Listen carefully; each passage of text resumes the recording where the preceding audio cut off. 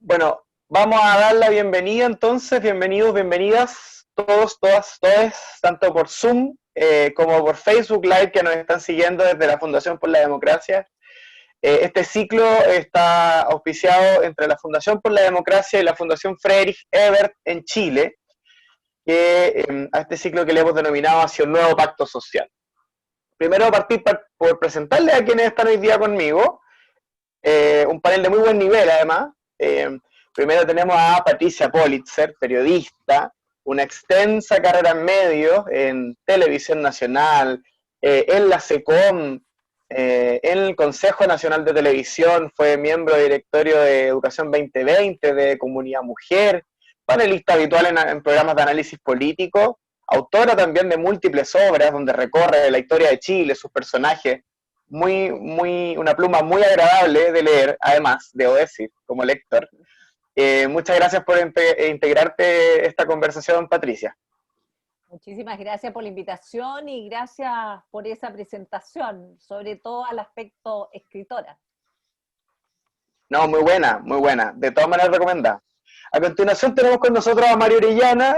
Mario es director del Diplomado para Dirigentes Sociales del USACH, miembro del Consejo de Desarrollo Local del CEFAM Bicentenario de Renca, es coordinador de la fábrica de ideas de la Corporación de Innovación Renca Crece de la Municipalidad de Renca, miembro del directorio de Alianza Valor Minero, del Consejo Asesor de Base Pública, de la Mesa Social y Gobernanza del Ministerio de Minería, de la Mesa de Sociedad Civil que está asesorando a distintos consejeros del Consejo Nacional de Desarrollo Urbano, mentor social, coordinador de comunidades de Social Lab, también un currículum muy abultado en el campo social. Te agradecemos mucho por estar hoy día, Mario.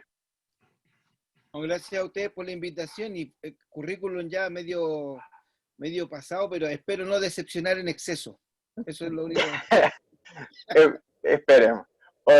Finalmente tenemos a Roberto Fantuzzi con nosotros. Roberto, ingeniero comercial, impulsor de empresas aluminio enlosado Fantuzzi S.A., dirigente gremial, fundador de la SEXMA, del Consejo General de la SOFOFA, director de la Fundación del Desarrollo Sostenible, esa no se la conocía, Fundes, presidente de la Agencia de Publicidad La Familia, director del Instituto Chileno de Innovación y Emprendimiento de la Universidad Autónoma de Chile. Muchísimas gracias por estar hoy día, Roberto. Muchas gracias, pero la mayor parte del currículum son de muy antiguos y de muchos de esos lugares ya me echaron, no me fui, ya me echaron. Vamos a tener que pegarle un refresh ahí al Wikipedia. Por portarte demasiado bien. Ella va llegando, demasiado a veces. Ya están llegando saludos de los participantes desde Quilpué. Saludos a Quilpué. El tema que nos convoca hoy día es la confianza entre la élite y la ciudadanía. Y por eso le pedimos a nuestros panelistas que vinieran con ánimo de conversar.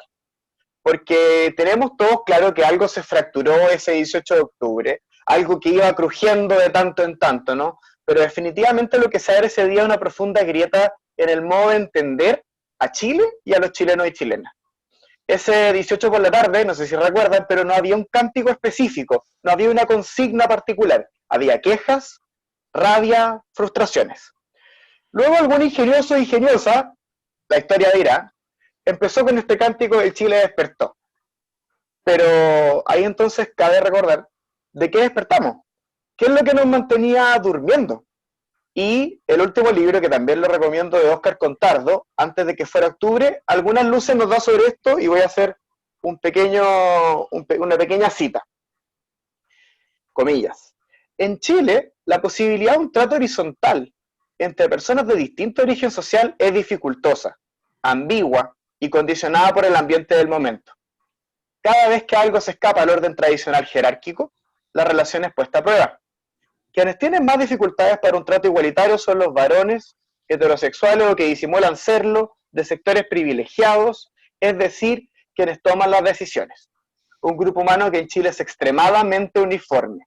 En general se trata de hombres, rara vez de mujeres, que desconocen la experiencia de la desventaja como parte de su vida y cuya educación los ha dispuesto en ambientes cerrados, de una familiaridad perpetua, en donde todo encuentro con alguien desconocido comienza con un rito de preguntas que intentan ubicar al sujeto en su cartografía de redes sociales. de qué colegio vino, de qué universidad llegó, en qué comuna pernocta. Pese a ser evidente que este tipo de relaciones estaban sucediendo, parecía que a nadie le importaba o a nadie le molestaba demasiado. Que tan solo plantear la pregunta de por qué no entendemos sería odioso. Claro está, para el orden social que estábamos viviendo. Lo que vino después fue un proceso largo, varios meses, en donde se fue vistiendo a la Plaza Italia de consignas, barras de fútbol, rayas contenidas, cánticos distintos, expresiones culturales, fuego. También de esperanza. El domingo algo escribía Manuel Canales de La Tercera. Aquella que por fin nos vieran nuestros dolores, vieran nuestras frustraciones. Pero llegó la pandemia y acá estamos detrás de un celular o de un computador, en nuestras casas, a 50 días de cambiar la historia, y me atrevo a hipotetizar con las mismas capacidades intactas de dialogar que tuvimos esos días con Tenía, pero con poco espacio para hacerlo, de manera más institucional. Entonces, hoy día la pregunta que tenemos es, ¿cómo vamos a reconstruir estas confianzas que parecen rotas? ¿Cómo nos aventuramos, el título de este ciclo, a un nuevo pacto social, no desde el respeto o la tolerancia a la diferencia, sino que a su puesta en valor? Y también a creer que de la mezcla de esto distinto, no solamente salen cosas nuevas, innovadoras, sino que cosas mejores. Quisiera partir por Mario. Tú has estado en distintos espacios compartiendo con miembros de la elite y enrostrando cuáles son los temas de la población y que viven a día los vecinos y vecinas. ¿Por qué crees tú que la elite chilena no vio venir algo como lo del 18 de octubre? Bueno, agradecer a todos los que nos están viendo ahí, saludos de La Pintana, de Quilpué, que bueno, es como una de las poquitas cosas que dejó la pandemia, que podamos hacer este tipo de encuentros así online y nos puedan ver de distintos espacios. Yo creo que ya es otro mundo el que nos convoca, el que nos llamó a seguir lo que iniciaron los estudiantes secundarios el 18 de octubre, donde ellos nuevamente, y siempre es bueno recalcarlo y agradecerlo y reconocerlo, honra, dice José Martí, y es bueno considerar aquello. Los jóvenes son la vanguardia, jóvenes, hombres y mujeres muy jóvenes que estaban ahí haciendo el aguante en el metro por una causa y que luego se multiplicó por 1000 causas que eran las que estaban ahí pendientes ya por tantos años. Yo creo que no lo vieron venir porque no querían nomás. La élite tiene los privilegios muy establecidos, entonces es muy cómodo el lugar de donde se instalan. Por tanto, no era un análisis diario, cotidiano de la desigualdad que había, ¿no? No lo veían, nunca lo vieron, hasta el día de hoy no lo ven. O sea, como dice Silvio, esta pandemia incluso no nos va a cambiar mucho, ya estamos mal hechos, ¿no? No es mucho lo que nos va a cambiar en el sentido del comportamiento, ya lo hemos tenido demostrado en la contingencia de esta última semana, donde han habido ahí unas prepotencias tan grandes como los camioneros que son parte de la élite, que gozan de todos los privilegios y que han sido muy bien tratados, poniendo en jaque a la gente, más que la pandemia, poniendo en jaque la salud y la vida de la gente. Y luego tenemos una manifestación de los trabajadores de la salud que es violentamente tratada. Entonces, estas dos situaciones que demuestran que Chile no ha cambiado nada, nos hace entender que para nosotros, para los que estamos afectados, ¿no? por el dominio, por la explotación, puede sonar muy bolchevique lo que diga, no muy marxista quizás, pero son términos que son muy evidentes. Estamos sometidos, hay un nivel de explotación aberrante, hay un nivel de prepotencia financiera, laboral, muy fuerte. Estamos aquí como todavía tratando de entender cómo le vamos a hinchar, cómo le vamos a abordar. Yo en realidad no estoy con tanta esperanza en que la institucionalidad nos permita cambiar. Yo creo que va a haber que hacer fuerza, va a haber que hacer presión, va a haber que manifestarse nuevamente. viene la campaña del plebiscito, en donde muchos hemos trabajado por el apruebo, queremos, ¿cierto?, hacer una nueva constitución que nos permita respirar en un país que considere nuestros derechos y no nuestros beneficios, pero se están todos subiendo al carro de la victoria, como que ya tienen medio armado la cuestión, y ya como que la prueba está ganado, y ahora lo que se nos complica es cómo vamos a ser parte de la constituyente. Ya vemos ahí dirigentes de derecha históricos que están evidenciando su postura y como haciéndose lindo. Yo lo que veo es que no viene nada fácil la recuperación de los derechos, la recuperación de la dignidad, que fue además tan evidenciada en la pandemia. Todo lo que se reclamó, por todo lo que se marchó, por todo lo que se perdieron ojos, compañeros y compañeras que pasaron a un estado espiritual de recuerdo para nosotros, por todo lo que se luchó en ese minuto, se evidenció aún más con la pandemia, en especial con la salud pública, en especial con la educación, con la conectividad, con la violencia intrafamiliar. Se evidenciaron todas las panas por las que estábamos luchando. Por tanto, yo creo que ahora lo que viene es consolidar ciertos movimientos sociales que van a seguir dando la pelea y haciendo presión y manteniendo el estado de alerta que al Estado le significó tantas reacciones, tantas malas acciones, tan mala administración digámoslo así, del estallido o del conflicto, algunos le llaman conflicto. Yo creo que viene difícil, la generación de confianza no se da institucionalmente, no se da a través de quórum o a través de mandatos, ni normativas, ni bonos van, ni bonos vienen. La generación de confianza se da a través del trato de personas con personas y la pandemia nos ha distanciado un poquito más, por tanto, hemos retrocedido un montón en relación a las posibilidades de confiar. Y sobre todo en esta autoridad que además, viendo en pandemia, donde el riesgo vital era la orden del día, administró tan nefastamente esta crisis, por todos lados, digamos, con cifras mentirosas, acallando los movimientos sociales o los espacios sociales. El colegio médico no pudo participar de los análisis. O sea, no ha cambiado nada el autoritarismo y la prepotencia. Entonces, uno quisiera verlo con mucha esperanza, uno quisiera verlo con más fuerza, pero se hace más difícil. No se hace imposible, pero si siempre nos la han puesto difícil para vivir, ahora como que se están pasando un poquito de la raya, y como dijera Jorge Yáñez, nos están dando en el suelo, ¿eh? A lo mejor como que nos están tomando por otro, pero como que nos están pegando en el suelo. Vamos a ver, de lo que sí tengo mucha claridad, la situación es compleja, la crisis es muy difícil de abordar, pero de lo que sí tengo mucha claridad, que el pueblo no se va a cansar. El pueblo va a salir a dar la pelea y a buscar esa dignidad que nos han robado por tantos años, y que es una concepción colonial. Digamos. Esto no viene de 30 años, no viene de 40 años, esto viene de declaraciones de la raíz mate, dueños de las tierras, etcétera, etcétera, etcétera, y todas esas cosas que nos enseña Salazar y otros más que nos cuentan la historia. Entonces yo lo que sí sé es que el pueblo no se va a quedar tranquilo esperando que la institucionalidad resuelva los problemas. Muchas Incluyendo, gracias, Mario. incluyendo el plebiscito. Muchas gracias, Mario. Dejemos para la siguiente ronda, vamos a hablar extenso del tema constituyente porque desde luego es de los temas más evidentes, pero quisiera pasar a Patricia.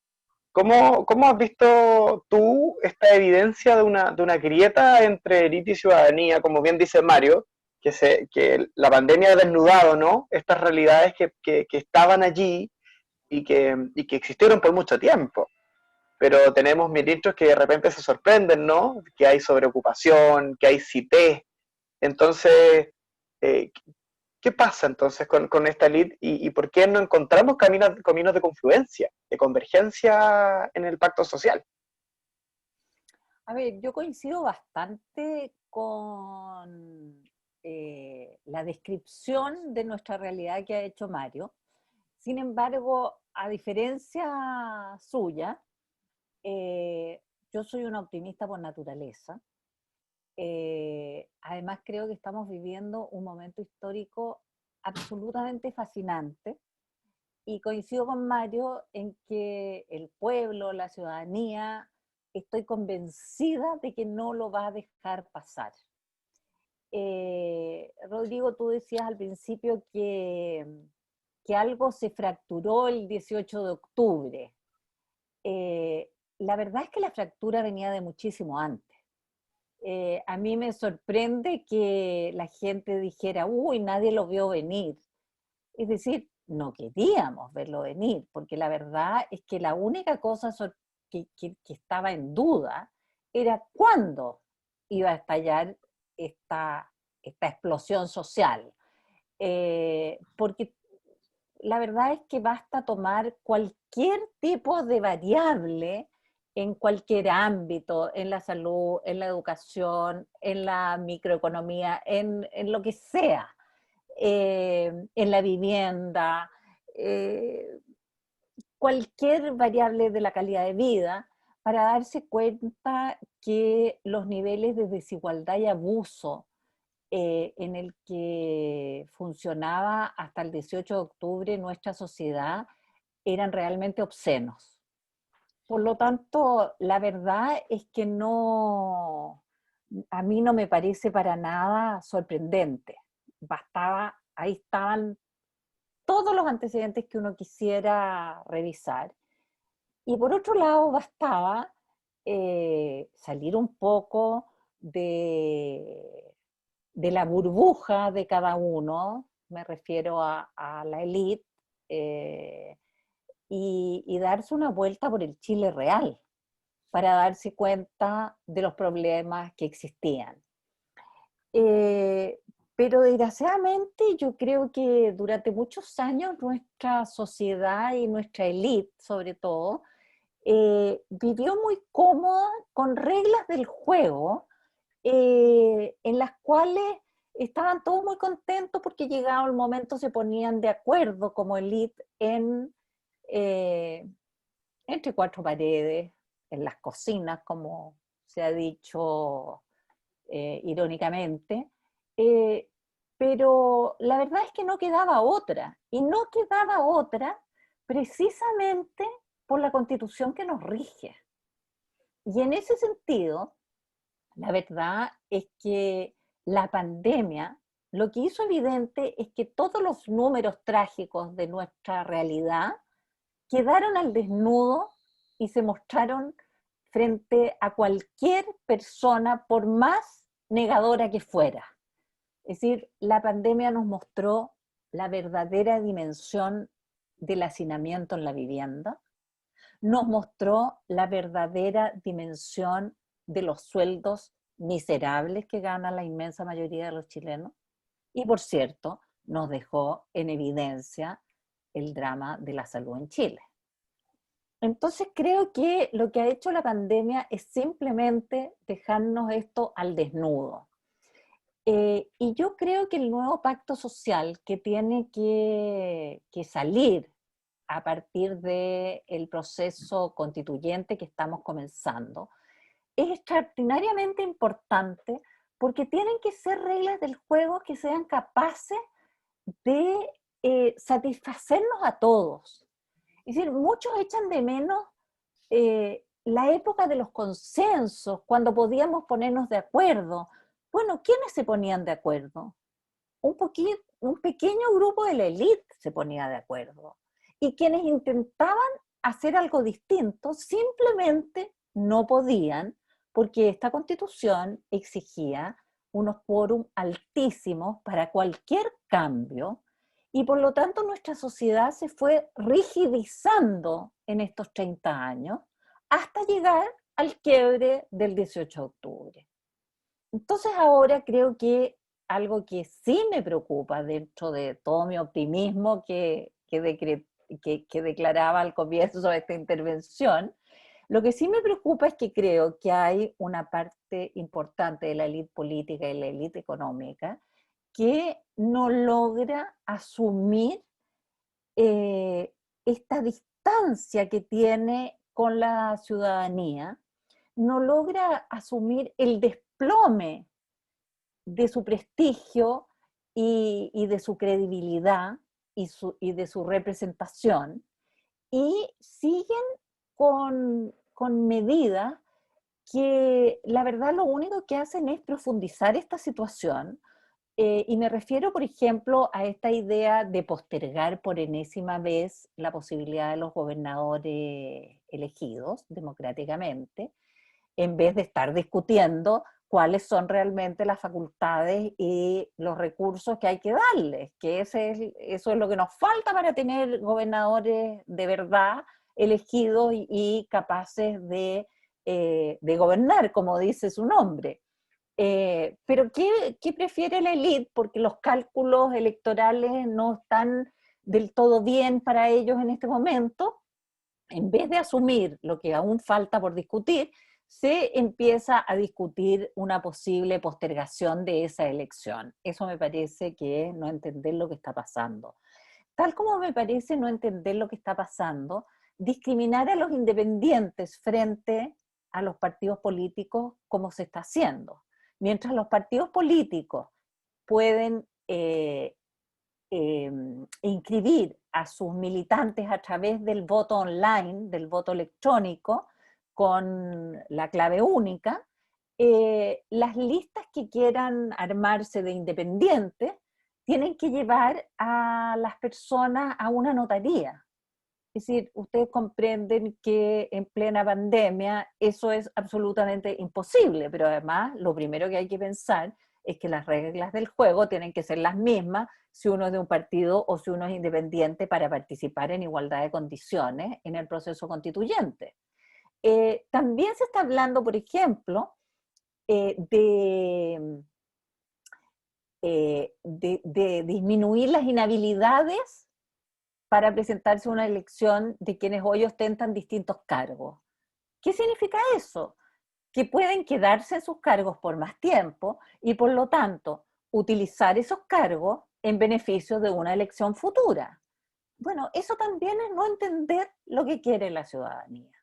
Ahora, yo estoy optimista, confío en que estas cosas, por la presión ciudadana que existe, se van a ir arreglando en el camino y vamos a tener efectivamente un plebiscito el 25 de octubre, que ya hasta la derecha más dura entiende que la ganará el apruebo.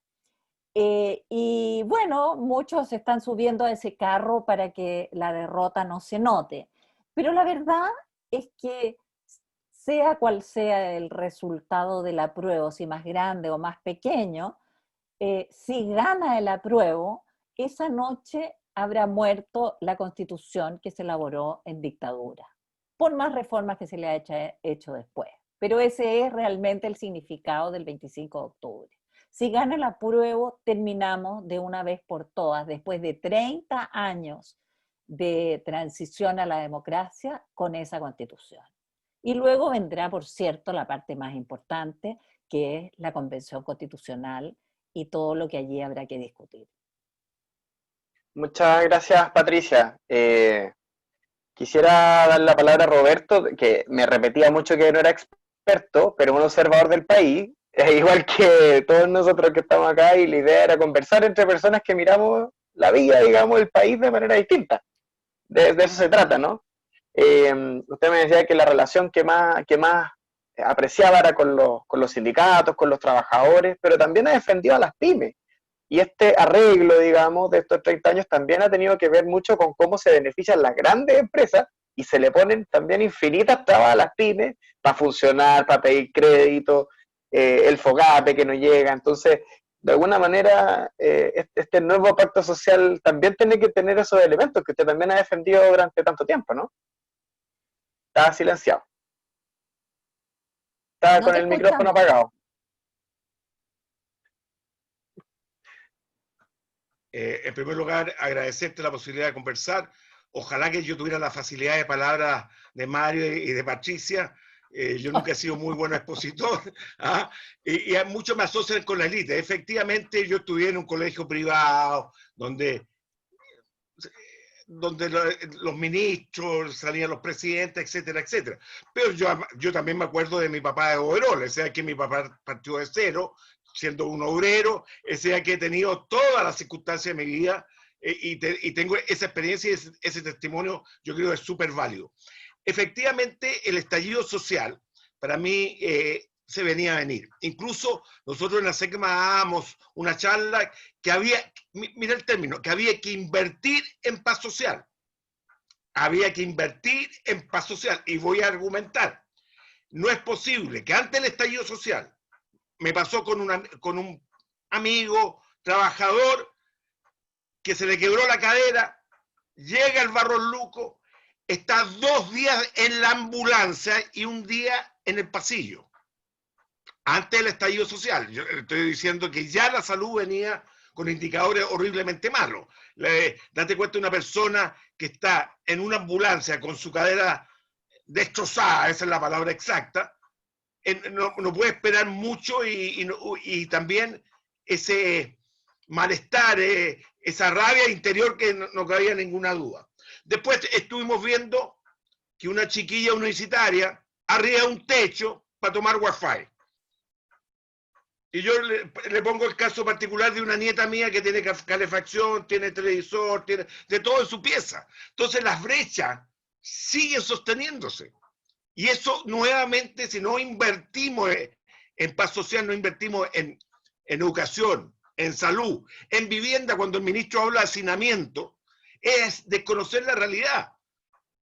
Mira, yo por razones que no vale la pena, pero yo me acuerdo con mi papá cuando íbamos a las poblaciones, era impresionante cómo la gente vive 10 en una pieza, 10 personas en una pieza. Entonces es imposible que no se contaminen unos con otros. Y esa realidad existía y el ministro seguramente sabía que existía, pero no sabía la magnitud del problema. No cabe ninguna duda que no es ignorante en esa materia, pero la magnitud del problema.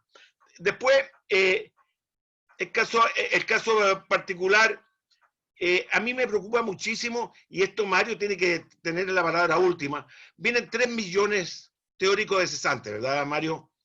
Si no sé. ¿A dónde está el plan de reactivación? Yo te prometo que yo a veces en la noche no duermo porque digo, bueno, ¿cuál va a ser el camino de salida de esto? Porque esta situación puede reventar incluso antes de ir a votar. Fíjate cuántas personas que la hambruna lo puede llevar a una situación extrema. Y eso hay que hacer un esfuerzo distinto. Hay que tener planes, proyecciones rápidamente. Cuando el otro día me censuraron en el Congreso porque dije que al ministro de Hacienda le faltaba sentido común, efectivamente, porque está pensando resolver el problema a un año plazo. No, si el problema es mañana. Es mañana el problema. Si la cesantía se va a producir en un mes más, niveles altísimos de cesantía. De realidad es que no se pueden... Y lo principal es buscar justicia en todo orden de cosas. ¿Cómo le vas a estar cobrando contribuciones a una persona que no tiene derecho a usar su local? O la patente, etcétera. Esa injusticia la gente va acumulando. Antes se decía, perdona Patricia, se va acumulando mierda, digamos la palabra como exacta, ¿verdad? Y te pido disculpas, pero eso de alguna manera revienta. Ahora se dice igual, Roberto. Oye, a mí también me ha llamado mucho la atención y ahí quiero entrar con una polémica con Mario. El fin de semana leí en los diarios el caso de Frío Sur, que seguramente todos sabemos lo que hizo Frío Sur, hizo partícipe a los trabajadores a través de una cooperativa del 20%. Yo creo que no hay que poner todos los empresarios en el mismo saco. Ahí tú tienes un caso particular, yo lo conozco a José Luis del Río, tiene una visión distinta y lo ha manifestado por muchos años atrás. Hoy día no es mayoritario, pero en Sodimac me consta que nunca tuvo una huelga, porque la relación trabajador-empresario es distinta. Hoy día, efectivamente, a mí me llama mucho la atención. Nosotros cuando teníamos Fantuzzi, me acuerdo que teníamos problemas, igual que cualquier matrimonio, ¿eh? Tuvimos la huelga más grande de Chile. Pero efectivamente nos conocíamos unos con otros, con el nombre, con los sobrenombres, porque en esa época se usaban puros sobrenombres, nadie se conocía por el nombre. Esa cultura se acabó. Entonces, ¿cómo volvemos a establecer una relación, no de empresario y trabajador, no, empresario más trabajador? Ahí tenemos que buscar qué política trabajar. No, está manoseado el término de pactos con acuerdos, toda esa cuestión. Efectivamente, me da la sensación que hemos perdido humanidad dentro del trato dentro del mundo de la empresa. Y eso yo creo que tenemos que recuperarlo a la brevedad posible. Yo conocí empresarios que efectivamente habían problemas. ¿Sí? Oye, entre dos personas siempre va a haber algún tipo de conflicto, si eso no cabe ninguna duda. Pero la convivencia era otra totalmente distinta. Y ahí quiero caer en lo que decía la Patricia, el trato. Yo siempre le escucho a Felipe de Río que lo que hemos de alguna manera estropeado, porque esa es la palabra, es el trato, la relación entre nosotros. Nos vemos como diferentes. A mí me llama siempre la atención en Argentina, que el mozo te trata como cualquier otra persona, si no es lógico. Sí, es una relación de servicio y nada más, entonces no tiene por qué rendirte honor. Aquí en Chile, lamentablemente, yo creo que eso lo vamos a tener que ir cambiando, ¿verdad? El trato. Y también hay una oportunidad enorme, ¿eh? Aquí yo creo que, perdona Mario, pero es una habilidad sindical, en la discusión del salario mínimo. Es bastante pobre. Yo creo que hay que, de alguna manera, buscar los argumentos adecuados para que se diga que el salario mínimo no puede ser congelado.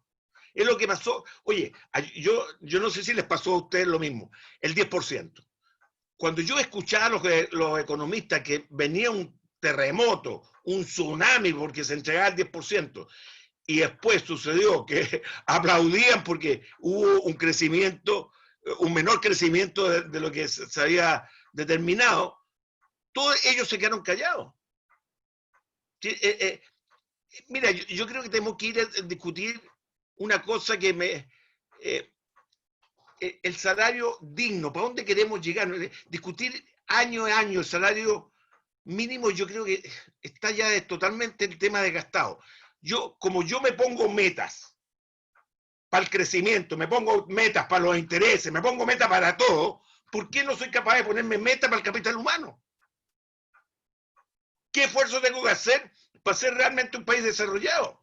Fíjate que el otro día escuché, que puede quedar la sensación que estoy hablando contra el ministro, pero habló sobre una estadística. Oye, yo sabía lo que le recomendé que leyera a Nicanor Parra, la teoría de los panes. Oye, es una clase magistral de economía, que el ministro seguramente ni lo ha leído. Entonces, para mi opinión personal, para allá tenemos que ir. Y a mí me gustaría, en la segunda parte, contar testimonio de la participación que tuve y que es desilusionado, yo les digo al tiro, porque efectivamente yo fui parte y defendí la cuestión de la discusión de la Constitución con la expresidenta Bachelet. Yo creo que se le faltó el respeto a todos los que participaron activamente, porque después no se hizo absolutamente nada, digamos las cosas como son. Se abrió el cajón y se tiraron todos los temas dentro del cajón. Súper. Muchas gracias, Roberto. Quizás ese es un buen punto de partida para la segunda parte, porque de alguna manera la idea de hacer esta conversación también tiene que ver con cuáles son las cosas que nos van juntando. Y como bien tú decías, el concepto de dignidad aparece, ¿no? Aparece muy fuertemente en el estallido social, pero ahora toca ponerle los muebles, ¿no? Como hay que de alguna manera hacer las bajadas, y esas bajadas tienen que ser dialogadas entre distintos grupos y yo creo que esa es una convicción que tenemos que tener, quienes somos demócratas un poco, ¿no? De que en el fondo, en vez de cortar las cabezas, las contamos y vemos cuáles son las mayorías y las minorías y en función de eso distribuimos el poder y el ejercicio constituyente tiene esa tarea, ¿no? De juntarnos por primera vez en un mismo grupo humano de 170 a 155 constituyentes y ver cómo ese grupo no solamente es representativo en el sentido de validez, ¿no? De que hay dirigencia territorial, de que hay académicos, de que hay el mundo de la cultura y mundo del territorio, y ese mix, que es lo que decíamos, ¿no? De la diversidad, parece que no le hemos tomado el gustito a la diversidad como una forma de dialogar desde la diferencia, no desde la homogeneidad. Yo no sé si Patricia quisieras partir esta ronda.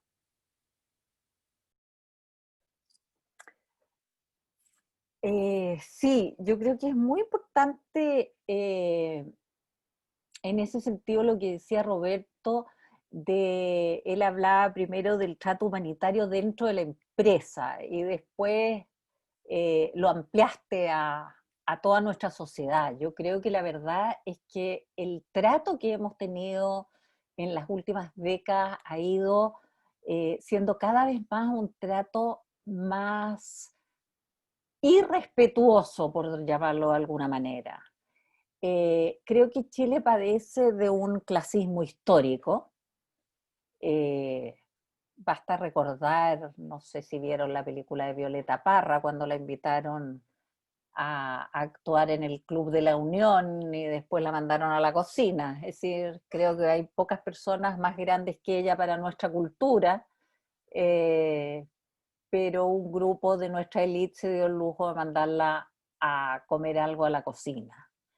Creo que ese clasismo histórico de nuestro país, desgraciadamente se vio reforzado por lo que yo llamaría nuevos ricos de nuestro país, que surgieron durante la dictadura, en buena parte por la privatización de las empresas del Estado y por el mismo sistema económico neoliberal.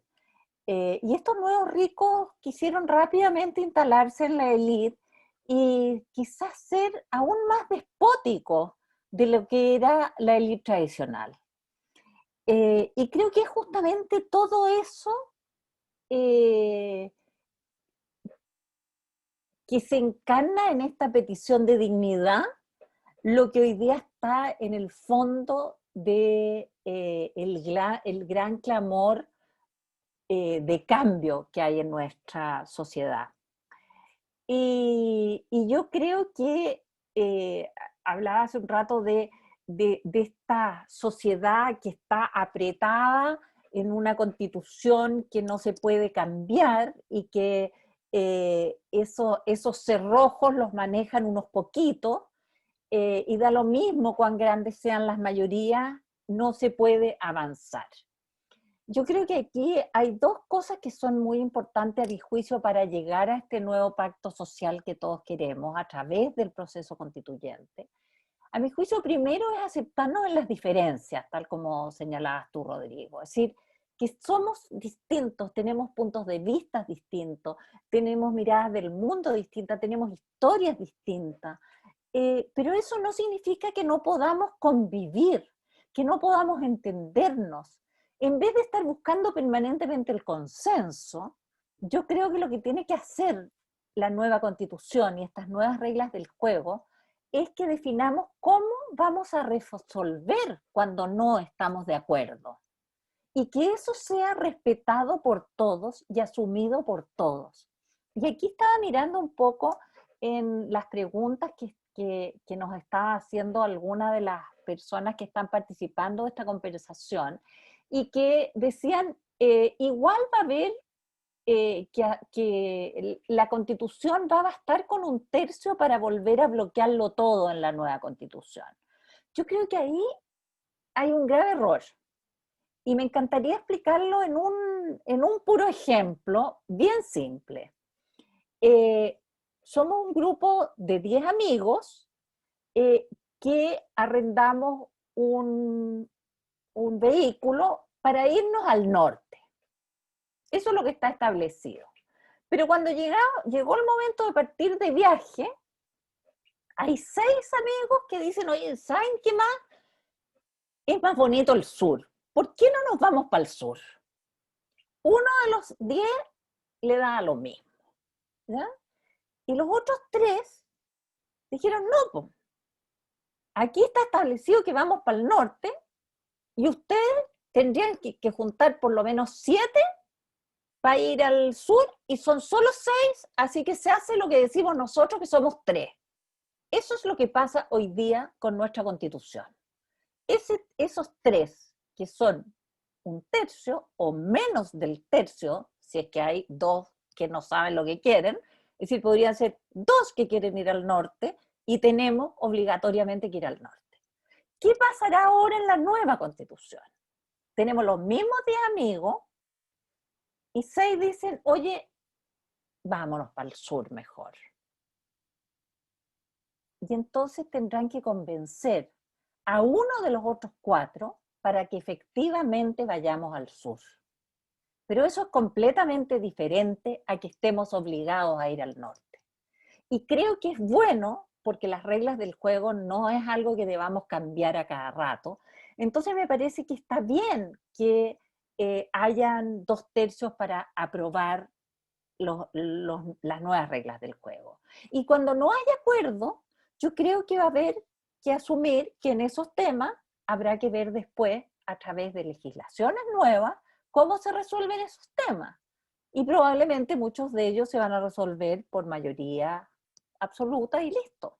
Entonces, el incentivo a que los 6 puedan conquistar, seducir a un 7º que esté de acuerdo con su idea y logremos mayorías contundentes, está bien puesto a mi juicio. Y es muy distinto ese tercio al tercio que tenemos ahora que nos cierra todas las puertas.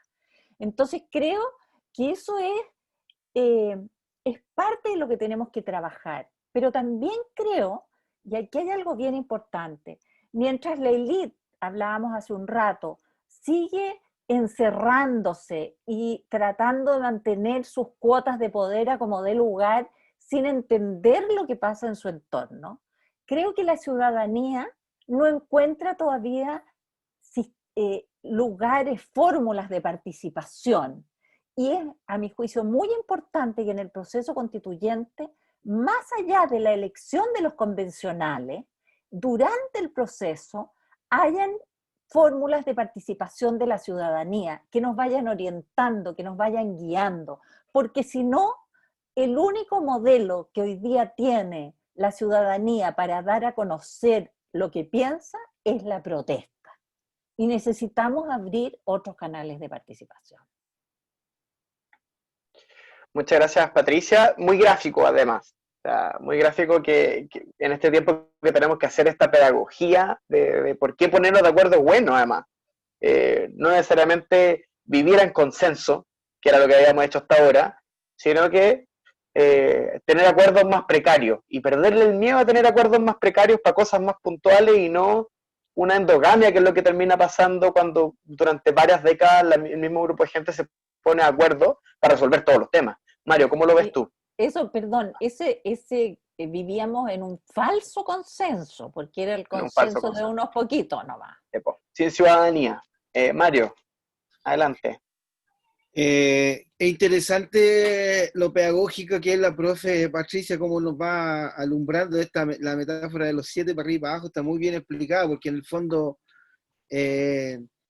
terminamos con algo, entre comillas, el binominal, pero lo quedan los quórums, ¿cierto? Y los quórums son tan complejos, y nos queda el Tribunal Constitucional, que es otra rasquería que tenemos como proceso, digamos, somos el único país que tiene 2 cámaras democráticamente elegidas y después tiene un Tribunal Constitucional que está ahí, no sabemos quiénes son, pero tienen el poder, y eso ya nos complica.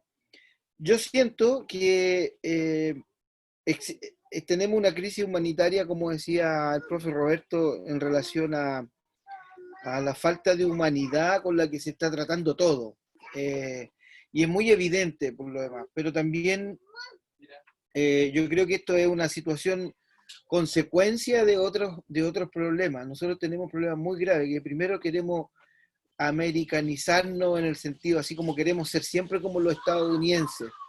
Tenemos un lenguaje que se aplica, tenemos una forma de ver el negocio, la empresa, ya no le llamamos emprendimiento ni nada, sino que son startups. Ya no tenemos lluvia de ideas, sino que son brainstorming. Ya no son conversaciones ni retroalimentaciones, sino que son feedback. Y hablamos de ecosistemas, y hablamos de todas esas cosas. Y hay algo que duele más, que es el uso de la semántica desde la élite para suavizar, ¿cierto? Las diferencias desiguales que hay. Por ejemplo, ya no se dicen conflictos, se dicen controversias. ¿Ah? Y esos son temas que suavizan y como que nos quieren pasar piola. Y más doloroso aún es cuando ya nos quitan el título de trabajador y nos dicen colaboradores. Cuando en realidad cada uno trabaja, produce, genera entonces yo creo que hay una forma violenta constante. Yo entiendo lo que dice el profe Roberto con respecto a Frigosur, eso de abrir y cooperativizar un porcentaje de las acciones, me parece extraordinario, pero ojo, acuérdense que Endesa en la nacionalización y todo eso, también funcionó de esa manera, y después los grandes le compraron la acción a los más chicos. Entonces tampoco fue mucha cosa, digamos, no.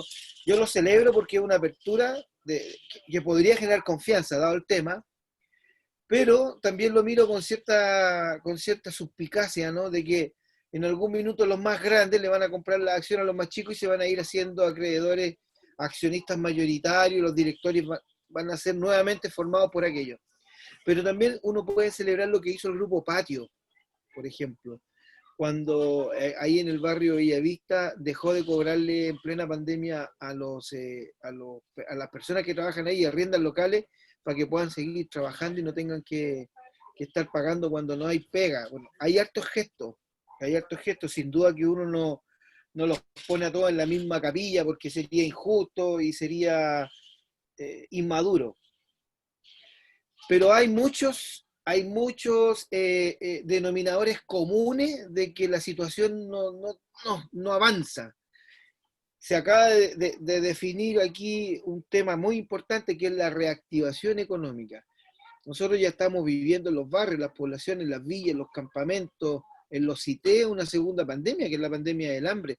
No en vano han surgido las ollas comunes, que si bien tienen una representatividad de lo popular, de la solidaridad, del cariño, la fraternidad, son, y en esto quiero ser muy objetivo, son realmente aberrantes. O sea, es una situación muy grosera tener que llegar a ser una olla común. O sea, encantado, en tiempos de normalidad, nos podríamos juntar a comer un asado, un plato tallarín, una porotá, a celebrar, a compartir. Pero cuando se está haciendo una olla común es porque hay más de 100 personas, equivalente a más de 60, 70 familias, que tienen hambre y no tienen cómo parar la olla y hay que resolver. Y la comunidad se organiza, se reciben aportes como de privados, ¿cierto? De algunas empresas, algunos amigos, gente que se une y hace alguna cadena solidaria y se hace la olla común y se resuelve. Pero no se está pensando en la reactivación propia. Yo me tocó repartir cajas en mi comuna en el momento en que se entregaban las cajas y había gente de 50 años que decía, no, yo tuve que acogerme, ¿cierto?, a la seguridad del empleo, estoy retirando la cesantía, tengo 50 años, pero terminando la pandemia, ¿quién me va a controlar? No, tengo 50 años, pues. Hay una fila de cabros de 25 o 30 años esperando el puesto que tengo yo, y van a cobrar el 70% de lo que ganaba yo, y van a tener mejor carácter, porque yo estoy mañoso, y tengo 50, y ¿cómo voy a parar la olla después aquí? Las empresas se han comprometido con mucha donación, pero todavía estamos en esa fase. Todavía estamos en la fase de la donación, estamos en la fase de esta, también lo digo con mucho objetivo, de esta ordinariedad de la responsabilidad social empresarial, ¿no? Donde dono, recibo un certificado tributario, descuento impuestos, al final no dono yo, dona el Estado. Entonces, lo que uno espera en esta pasada, y en el sentido de la reactivación económica, que es lo que más va a doler, sin duda que van a haber una cantidad de cesantes. Hay dificultad para que las mujeres jefas de hogar puedan salir a trabajar, porque ¿con quién dejan los cabros? No se pueden dejar en los jardines, no hay hacinamiento. Está todo complicado para los que la ven más difícil, la tienen triplemente difícil, y el Estado va siempre lento. Siempre lento. El ejemplo más gráfico de que el Estado va siempre lento son los incendios que nos pasa en Valparaíso.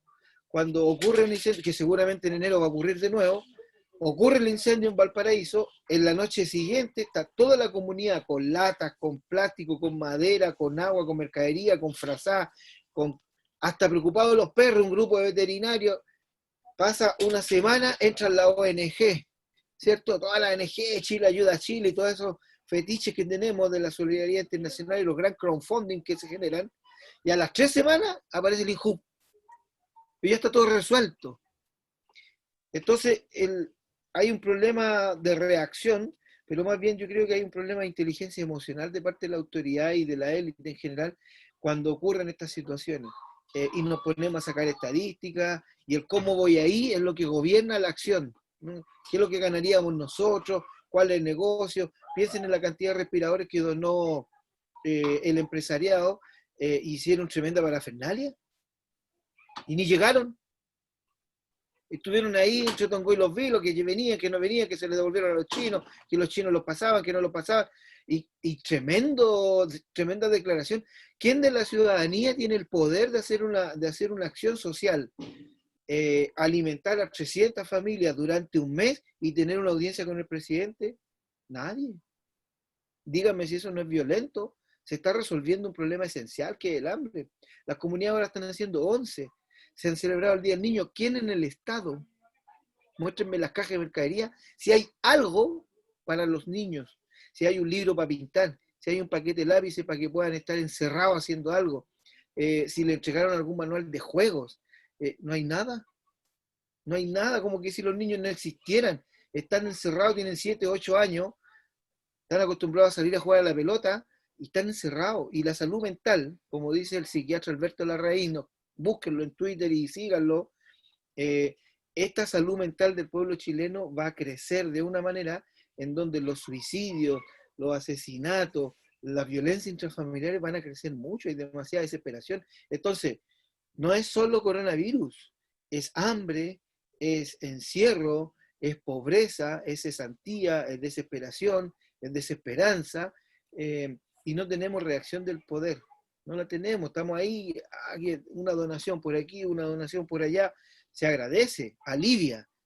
Un galón de gas que llegó, bien, se agradece, alivia, pero ¿cuál es lo sostenible, dicho en el lenguaje neoliberal? ¿Cuál es lo sostenible de la acción que van a generar los privados en conjunto con el Estado? ¿Cuál es la inversión público-privada que están haciendo el poder para darle sostenibilidad a la crisis, a la mejora de la crisis? ¿Cuál es el plan de reactivación económica legal que estamos haciendo? En Renca nosotros estamos trabajando por un proceso de reactivación económica sin todavía entender lo que está haciendo el Estado. Y yo creo que están todos los municipios, porque los alcaldes son los que primero han salido a hacer la pega, y son la real primera línea de la institucionalidad, porque están ahí y tienen que responder rápido. Y con tres chauchas. Y con tres chauchas. Si es que las tienen, porque el otro día conversaba con Daniel Jado y decíamos, es que el gobierno local, si no existe gobierno local, es administración nomás, administran un par de chauchas. Termino con esto. Sería interesante que el Estado ponga oído, quizás no es lo popular, para no herirlos tanto con el concepto, dado que mandaron a la Violeta a comer a la cocina y les decía, sordos, manga de sordos, les decía ella a todos los que están ahí.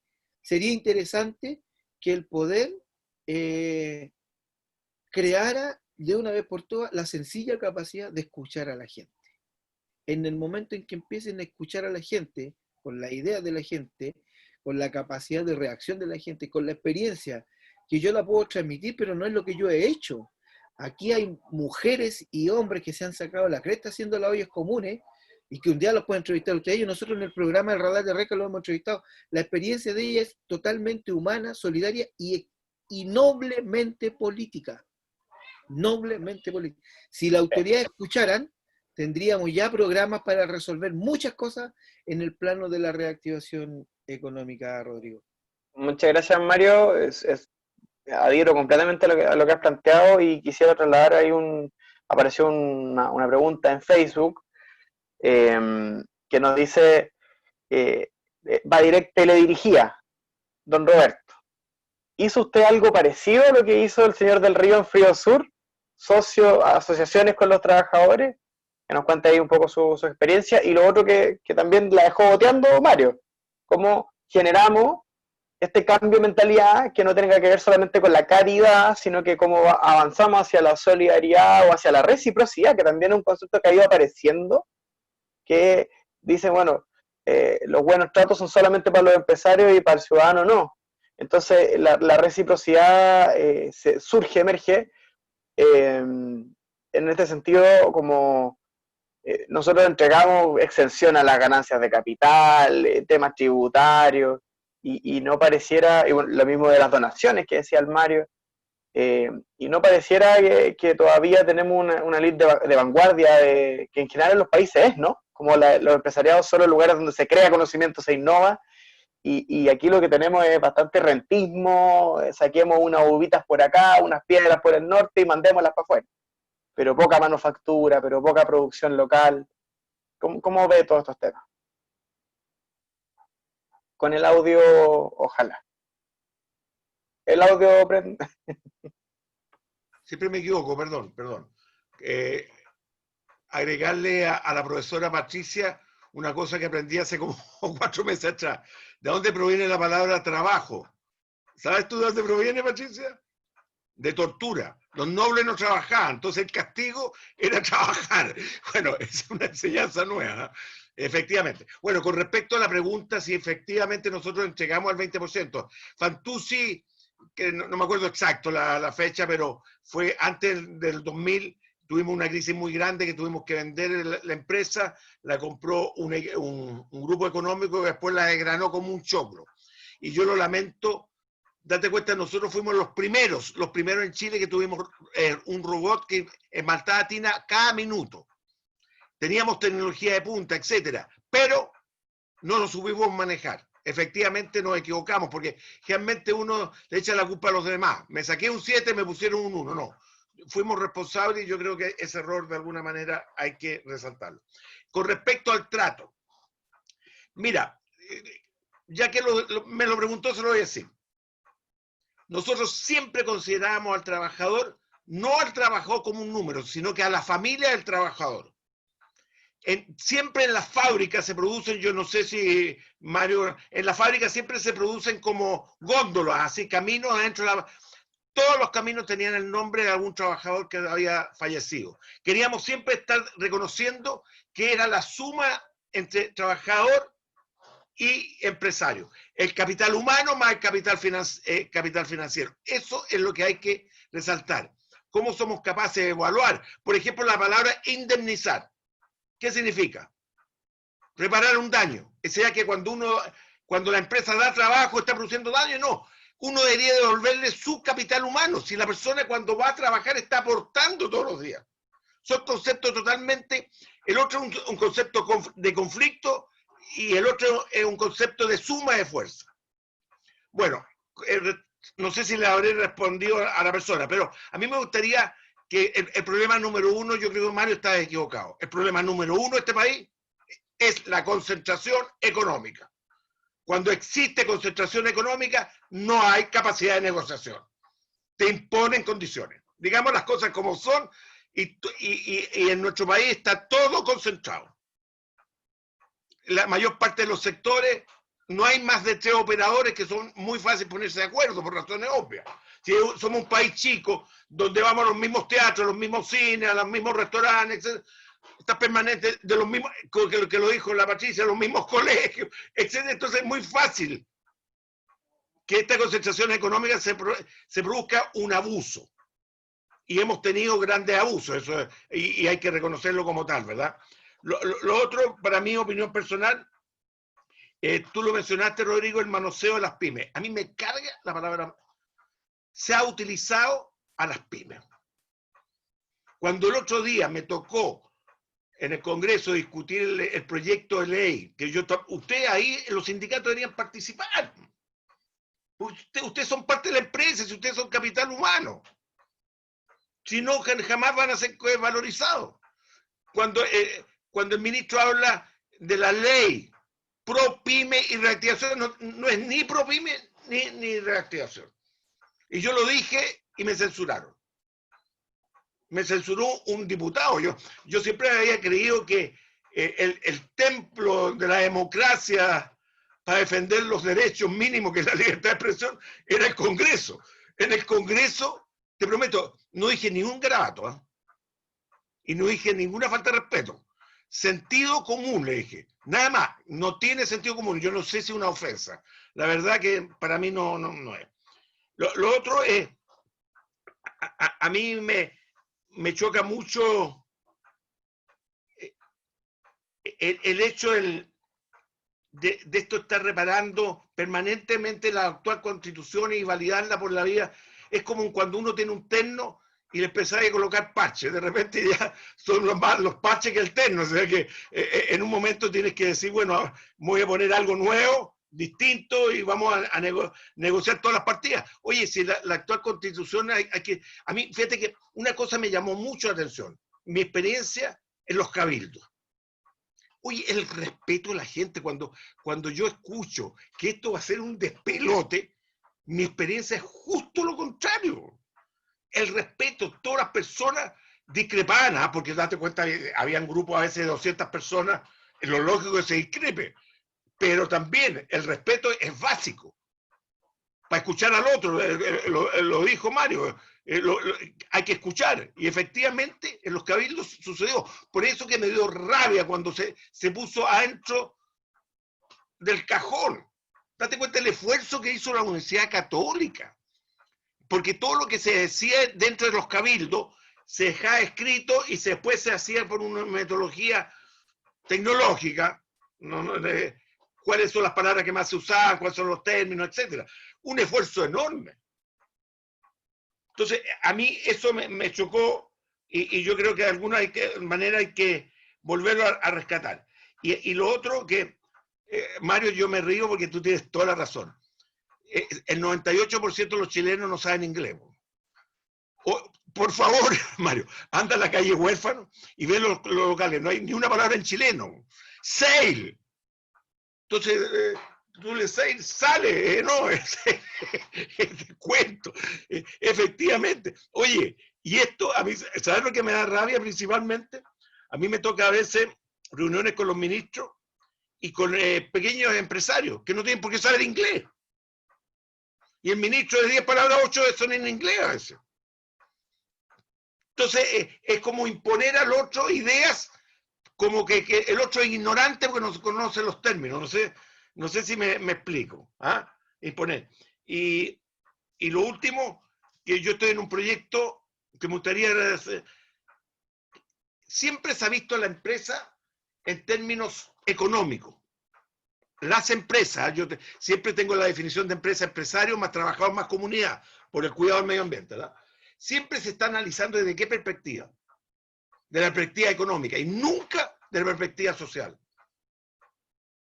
Porque bajo el paraguas de la empresa no está el trabajador, está la familia. Y son realidades distintas. Y eso lo tenemos que contemplar a futuro.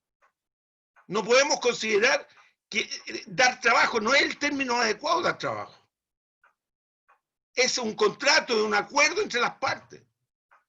Pero detrás de eso hay una familia, que son realidades distintas.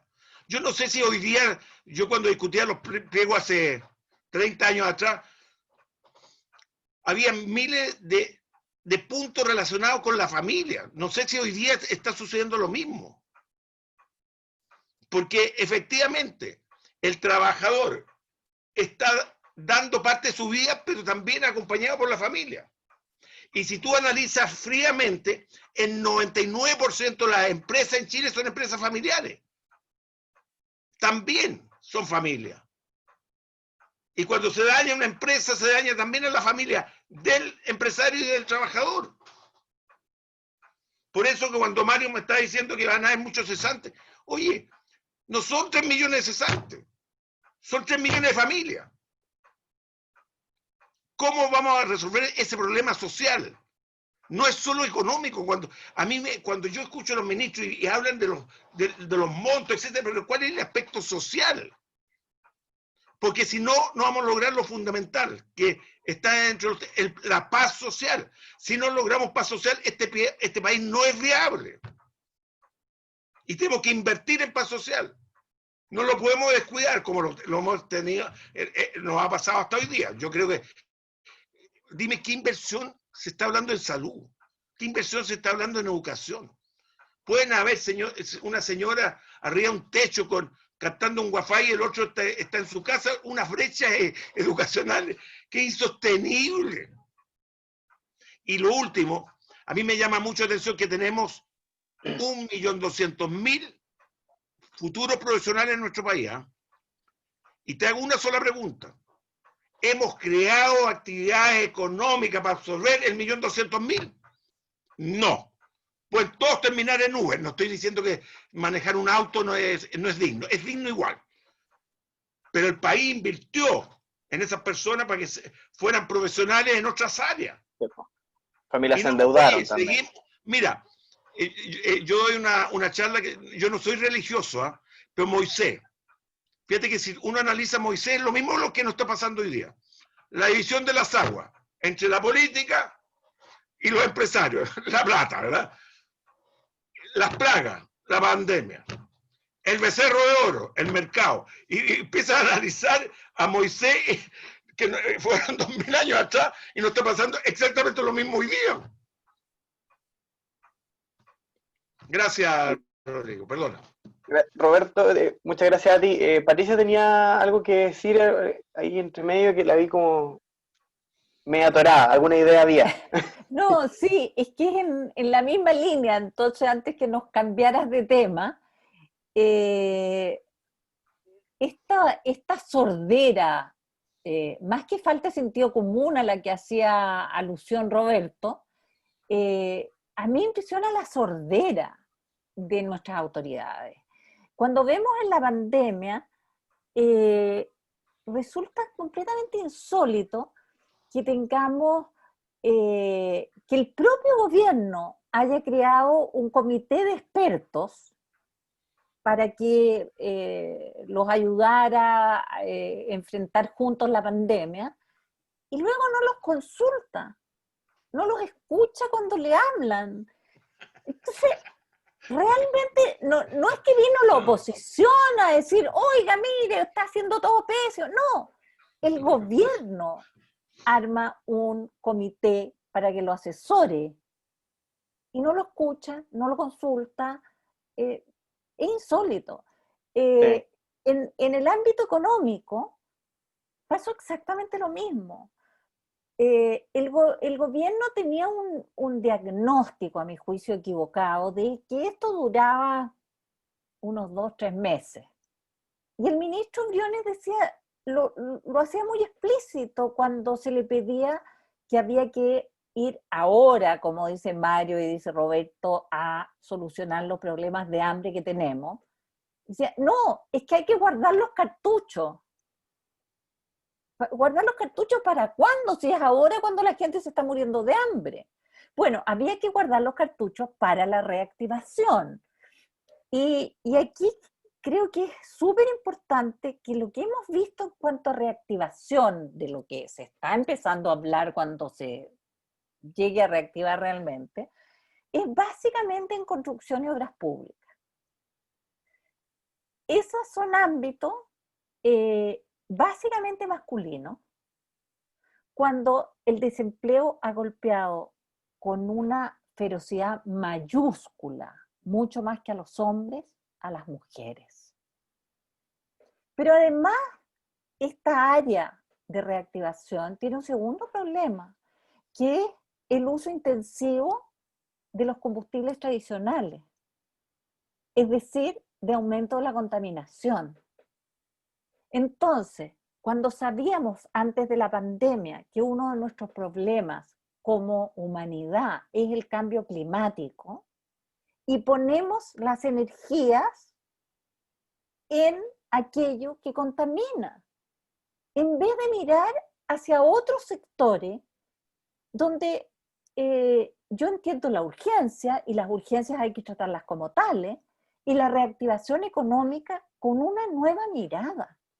En ese sentido, quizás es bueno mirar un poco lo que ha hecho Nueva Zelanda, que a mí me tiene muy impresionada su primera ministra, Jacinda Ardern, y que este año decidió definitivamente algo que se venía hablando hace mucho tiempo, y que es organizar el presupuesto del país no en base exclusivamente a los términos macroeconómicos, sino que en base a la calidad de vida, que es un poco lo que decía Roberto. Hablamos de empresa pensando exclusivamente en cuánta plata entra y cuánta hay que gastar. Y resulta que detrás de eso hay personas, hay familia, hay una comunidad, hay un país. Y entonces en Nueva Zelanda el presupuesto de la nación y el crecimiento se va a medir en calidad de vida. Y no solo en las cifras macroeconómicas, sino que también en bienestar de la población, en protección del medio ambiente, en empoderamiento de las comunidades para llevar a cabo el desarrollo. Y creo que eso es algo de lo cual tenemos que aprender y tenemos que entender que estamos en el siglo XXI y que hay que sacar lecciones para la pospandemia. No podemos hacer como que esto no existió. Eso. Muchas gracias, Patricia. Y bueno, entre las cosas que se estestán comentando, hay comentarios muy interesantes. Un poco voy a leer así algunos surtidos. Mónica Chávez nos decía, el trato con los trabajadores se perdió justamente porque para el empresariado, sus empresarios, o sea, sus empleados pasan a ser solo números, abusan, explotan, amenazan con despidos. Muy importante esa reflexión. Saúl decía, felicitaciones a los panelistas, concuerdo plenamente con el diagnóstico. Decir que la situación planteada es producto de la acción del Estado y la política durante los últimos 40 años. La pandemia nos desnudó, como decía Patricia, nos mostró la basura que estaba bajo la alfombra en un país supuestamente OCDE, y sacamos a la luz solamente ese título para vanagloriarnos.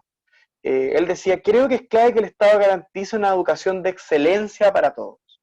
Desarrollo de la ciencia, la tecnología, desarrollo de una democracia real y efectiva, que la participación sea con plebiscitos de carácter nacional. Eso es un poco también cuando uno le dice a amigos de otros países, vamos a tener un plebiscito, qué bueno. No, es que vamos a tener un plebiscito, que no teníamos desde el año 88, 89, creo que se votó la última vez un plebiscito. Entonces decía, pero ustedes no ejercitan tanto la democracia. No, pues la tenemos ahí un poco guardadita y la verdad es que se extraña. Otro compañero por ahí de Quilpué decía, acá en Quilpué es solo darse una vuelta por el centro y ver cuántos locales bajaron las cortinas para siempre. Esas también son familias que hay que contabilizar cuando llegamos a la reactivación, ¿no? Solo para cerrar y unas palabras al cierre, ¿no? Para no quedarnos con nada en el tintero, ¿cómo respondemos a la pregunta central, ¿no? Como después de esta vuelta que nos hemos dado por varios temas, ¿cómo vamos a recuperar la confianza? ¿Cómo vamos a tomar esta tarea y decir, desde los lados donde estemos, vamos a colaborar a que converjamos hacia algo que sea unitario, ¿no? A un proyecto país unitario. Hay respuestas desde lo social, hay respuestas desde lo empresarial, también desde el análisis que nos daba Patricia sobre las políticas públicas, que son muy importantes para generar igualdad. Pensar desde esa óptica de bienestar quizás, ¿no? No cuánto me cuesta cada escuela en particular, sino que cuántos niños voy a educar de excelencia y en condiciones igualitarias. No pensar en cuánto me cuesta la comisaría, sino cómo le puedo generar seguridad a una comunidad completa que se sentía en el descampado. Hay hartos elementos dando vuelta. Yo creo que quizás sería bueno darles un minuto a cada cual, cosa de que nos diga, esto es lo central y aquí nos vamos a jugar si recuperamos o no recuperamos la confianza, lo uno en lo otro, las unas en las otras y viceversa, ¿no? Partimos por Mario. Yo creo que no, puede sonar muy pesimista, pero en realidad no estamos como para recetarios todavía, está complejo, hay que diseñar, ¿no? Pensemos que esta es una situación rara. Nosotros venimos de un estallido social, una pandemia que generó un estado raro, un estado, no estado de gobierno, sino que un estado, un estar en una situación rara. Por tanto, las soluciones van a ser raras, no podrían ser muy conservadoras, ¿no? Hay que estar dispuesto y flexible a la innovación, a la sorpresa, a la flexibilidad, como dijera Manfred Manif, al acomode del vaivén, ¿no? De cómo vamos a ir resolviendo, pero de pronto hay que resolver un poco más por acá, hay que empezar a picar por aquí, en fin. Yo lo que creo que es por segmento. La sociedad ya está resolviendo. O sea, la gente, uno puede ver en las distintas municipalidades, ya están las escuelas de emprendimiento, las mejoras tecnológicas, ya se están capacitando para poder entrar con más conocimiento a lo que es el delivery, se está capacitando a la gente en términos de la usabilidad, ¿no? De la red, en su máxima, en su máxima explotación, ¿no? En pos de la reactivación, en pos de la generación. Se están haciendo trabajos con las dueñas de casa con formatos, entre comillas, similares a Maquila, en donde se le entrega alguna habilidad, donde se le asigna una habilidad y se le contacta con un proveedor que le va a dar trabajo, que está requiriendo también esa funcionalidad para reactivar su negocio. Yo creo que lo que hay que hacer es generar estos círculos virtuosos en términos de lo económico. En términos de la salud ya requiere cirugía mayor profunda, pero profunda, digamos, hay que rearmar el modelo de gestión que tiene la salud pública, que es realmente triste. Estoy siendo muy liviano con el concepto, es triste, es feo, ¿no? Cuando Silvio Rodríguez en el Rabo de Nube dice un torbellino que se lleve lo feo, imagínate lo potente que es lo feo. Bueno, la salud pública en Chile es fea, necesitamos hacer algo ahí. Pero lo que yo creo que sin duda, aludiendo un poco al sentido de este conversatorio, en cómo vamos a recuperar las confianzas, yo creo que ya es tiempo, y este es un llamado, es que es muy difícil cuando hay sordera de esta naturaleza, pero ya es tiempo que las autoridades, que los que han tenido acceso al poder, tomen un rumbo, como dice el profe Roberto, con un sentido común un poquito más desarrollado. Ya déjenos de vendernos la B Corporation, déjenos de vendernos todas estas cosas que empaquetan el sentido común y lo venden como un valor agregado. Yo creo que lo que hay que hacer es que esto que mencionaba la profe Patricia, de que armaban un grupo de expertos, llamaban a los expertos y después no los citaban, me parece a mí que una falta de respeto.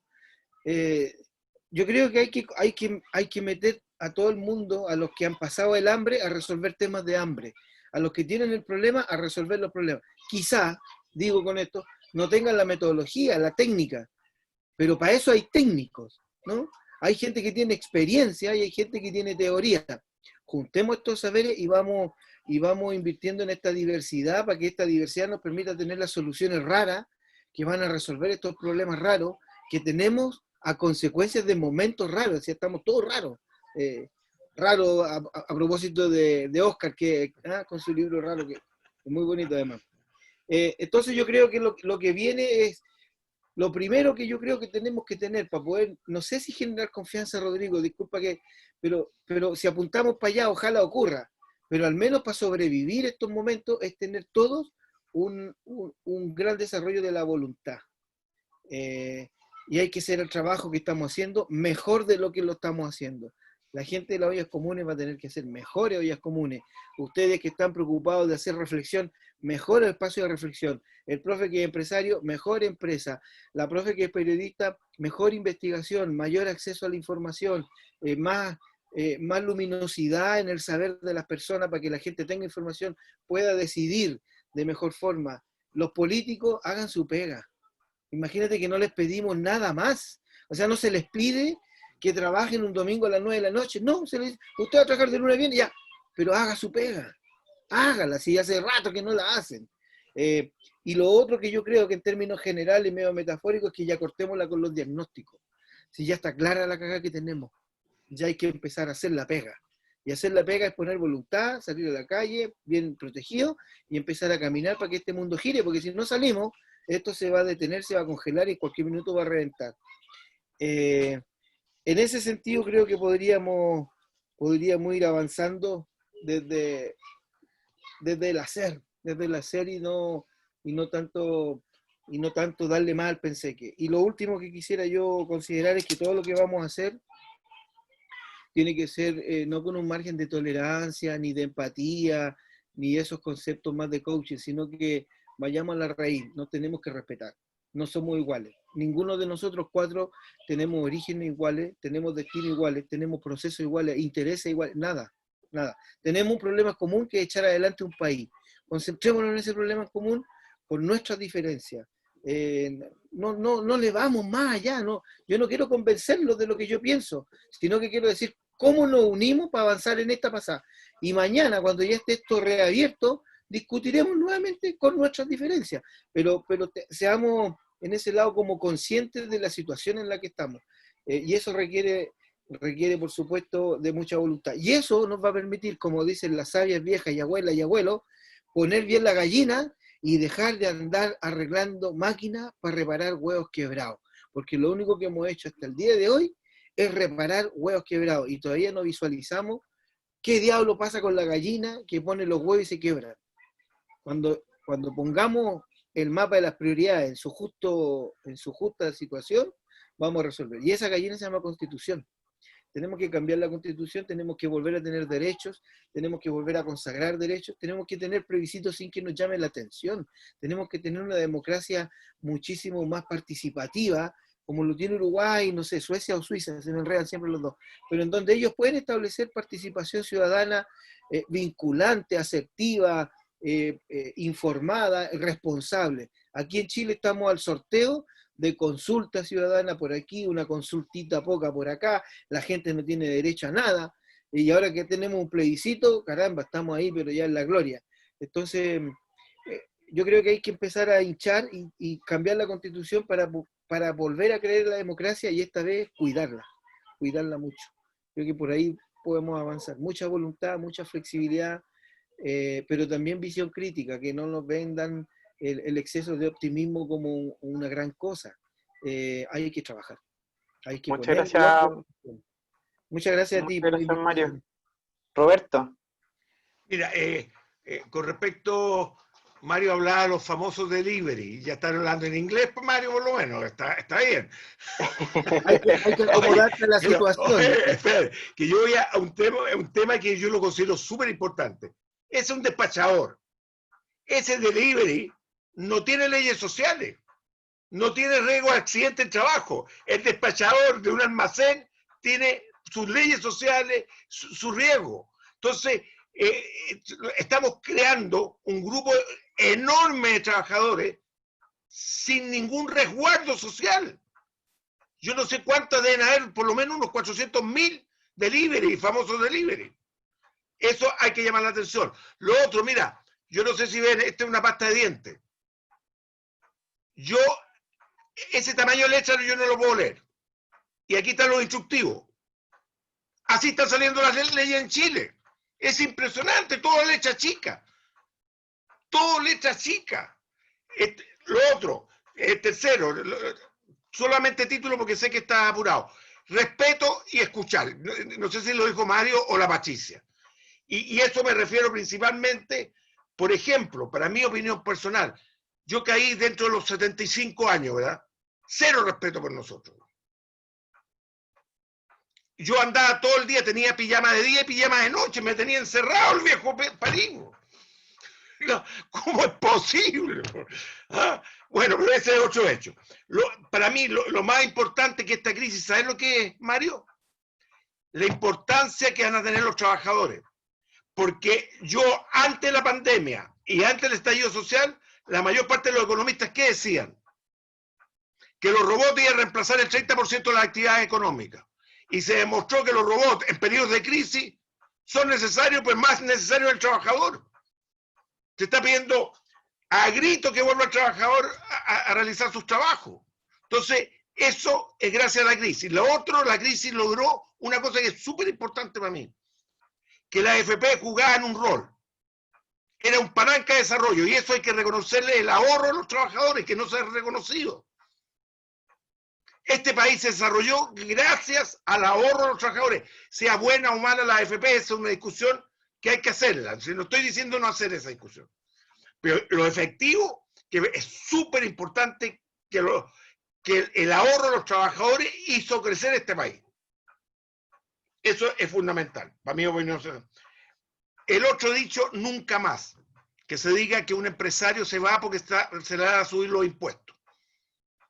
Porque si tú ves para dónde va la plata de los trabajadores, el ahorro de los trabajadores, ¿a dónde van? A los 10 grupos más económicos de nuestro país, más grandes, a donde está la concentración económica.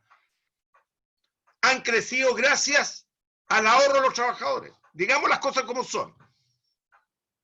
No estoy diciendo si es bueno o malo, pero es efectivo, ¿verdad? Entonces que no se hable más que apenas van a subirle los impuestos, me voy, dice. Oye, si has ganado toda la plata aquí, ¿cómo te vas a ir? Después, para mi opinión personal, yo en una cosa no estoy de acuerdo contigo, Mario. Los activos existen en Chile. Y también lo dijo, poner la plata en concesión, en nuevas inversiones, de nuevas construcciones, es muy lento. Oye, Mario, si tenemos problema mañana de la cesantía, es mañana. Entonces hay que invertir donde existen los activos. Aquí no hubo un terremoto, aquí los activos existen, están los hoteles, están los restaurantes, están las máquinas, existe todo lo que hay que echar a andar. Yo le decía al ministro de Hacienda que es como un camionero que quedan 3 meses sin pega y le sigue pagando el pioneta, y él le ofrece postergar la patente. Si él no quiere que le posterguen la patente, él quiere la plata para echarle benzina al camión. Y cuando le echo benzina al camión, lo voy a pagar al pioneta y lo voy a pagar voy a pagar también la patente. Eso es para mi opinión, es fundamental cómo somos capaces de echar a andar lo que tenemos paralizado. Alguien dijo que los locales comerciales en el centro están todos con las... una persona que hizo un chat, ¿verdad? Con las cortinas abajo. Efectivamente, lo que hay que subir las cortinas. Pero para subir las cortinas hay que inyectarle recursos a la demanda. Y yo no veo como que el 10% fue la demanda. Date cuenta lo que produjo el 10%. Ahí está el problema. Si no está en las inversiones, oye, date cuenta si en Chile te demoras 2 o 3 años en aprobar los planos. En 2 o 3 años tú vas a estar delgado y yo voy a estar muerto. Mario va a estar un poquito más, no, y yo voy a estar muerto. Entonces, lo que necesitamos es mañana. Perdón. Muchas gracias, Roberto. Pero yo también estoy más delgado, porque la cuarentena ha pasado ahí algunos problemas. Patricia, y cerramos. Bueno, primero agradecer esta conversación con mis colegas panelistas. Es la primera vez que en un panel me tratan de profe, así que no me voy a olvidar de esto. Ahora, para mis palabras finales sobre nuestro tema, creo que en Chile vamos a tener que, en la etapa que viene, aprender a caminar y mascar chicle al mismo tiempo. Yo estoy completamente de acuerdo con Roberto y Mario que hay que echar a andar el país ahora, es urgente, porque si no cada vez más gente va a pasar más hambre. Y eso implica, como decía Mario, que cada uno haga su pega. Pero paralelamente con eso, yo creo que nuestra sociedad está profundamente herida por las desigualdades y los abusos de los que hablamos durante todo este rato. Y bien sabemos que un animal herido se pone muy violento. Y por lo tanto creo que es una obligación fundamental sanar esas heridas antes que sigan profundizándose. Y creo que el único camino de paz y democrático que tenemos para eso es el proceso constitucional. Y por lo tanto creo que es fundamental la participación más masiva posible en el próximo plebiscito votando apruebo, y en mi caso personal creo que también convención constitucional, que es la que va a permitir por primera vez en la historia de nuestro país tener una institución colegiada, elegida democráticamente, con absoluta paridad de género y con escaños reservados para los pueblos originarios. Creo que no podemos farrearnos este momento histórico y esta oportunidad. Y eso tiene que ir acompañado, como decíamos antes, de mucha participación de la sociedad civil en todo el proceso. La participación de la sociedad civil no termina ni en el plebiscito, ni en la elección de los convencionales, porque es una convención constitucional, ni en la elección de los convencionales que va a ser en abril, sino que durante todo el proceso para escribir la nueva constitución que esperamos dure por lo menos unos 30 años. Súper. Con ese llamado a la acción también a nuestros participantes, cerramos esta sesión. Esta es la última sesión de un primer ciclo de Pacto Social. Tuvimos importantes conversaciones sobre trato interpersonal, sobre democracia deliberativa, sobre la pobreza y la desigualdad que nos esperaba a la vuelta de la pandemia. Y ahora hoy día esta conversación más relajada, menos académica y más desde el corazón también, ¿no? De cómo 4 ciudadanas de distintas extracciones podemos de alguna manera dialogar, poner sobre la mesa nuestras diferencias y procesarlas. Yo creo que lo importante de una democracia es eso, que podamos procesar nuestras diferencias más allá de que subsistan después de esa conversación o de esa definición, ¿no? Y a eso estamos llamadas. Lo que viene también en paralelo a la Constitución es la reconstrucción de un tejido social. Y ese tejido social que Patricia dice que está herido, lo constituimos todos y todas, ¿no? Y a eso estamos llamados como sociedad. Así que un gran abrazo. Como siempre decimos, cuídense mucho, porque de que ustedes se cuiden depende que tengamos un plebiscito participativo en octubre. Así que a lavarse las manos, a sanitizar bien las verduras y todos los cuidados que hay que tener, las distancias de metro de distancia. Porque cuidándonos nosotros sabemos que cuidamos a la comunidad. Y eso es lo más importante, poner la comunidad por delante en esta pandemia. Muchísimas gracias a quienes estuvieron por las distintas redes y nos encontraremos en una próxima oportunidad. Chao. Mil gracias. Muchas Un honor gracias, estar Rodrigo, con y la a profe todos. Patricia y don Roberto. Muchas gracias. No, Muchísimas gracias a ustedes. Oye, habla con París Cuídense para que mucho. me deje salir. Pues ahora puedes, ahora ya Sí, puedes. no, ya. Ahora ya puedes salir Sí, tranquilo. sí, se puede. Sácate el Cuídense, que estén pijama. bien. Chao.